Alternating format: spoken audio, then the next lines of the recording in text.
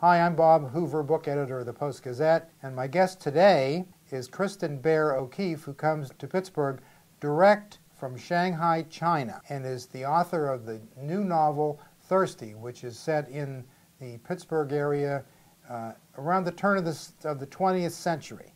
So, Kristin, tell us why Shanghai? Well, I've been there about 4 years now.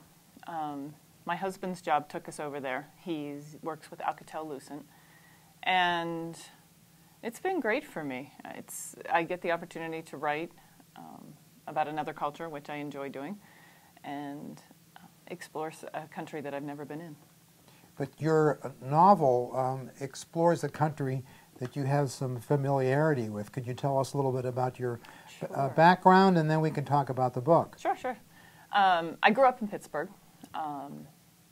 Not at the turn of the 20th century, but in the late 60s and early 70s, when the steel mills were still active.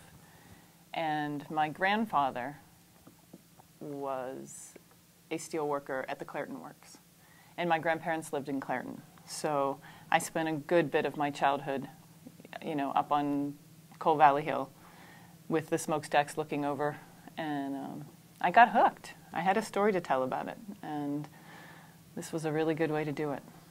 And the characters in the book come from Croatia, right?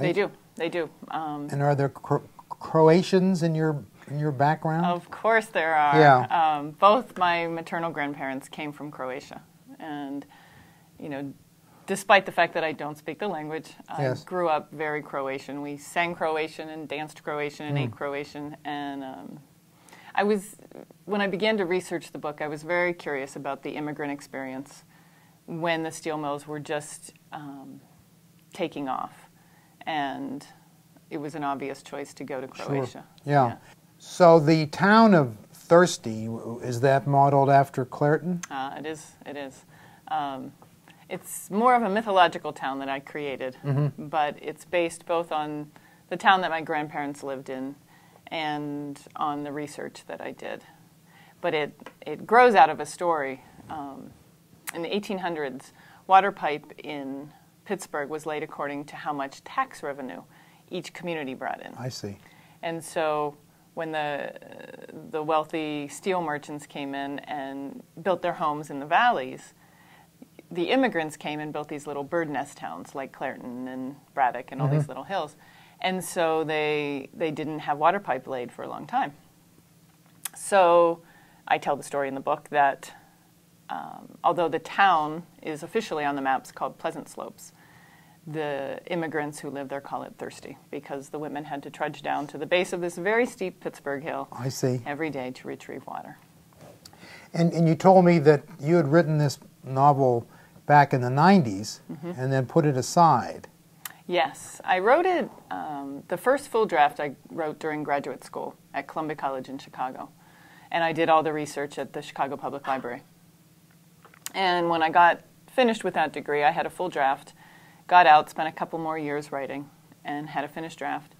Tried to sell it, and didn't have any luck at first. So I put it away and started writing other things. I see. Yeah.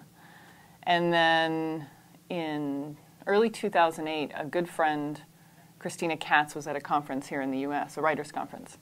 And she mentioned the book to someone who had a connection to Swallow Press and thought it would be a good fit. And I sent it to David Sanders, and a couple of weeks or a couple of months later, we had a deal. Oh, that's great. And Swallow Press is an imprint of Ohio University Press.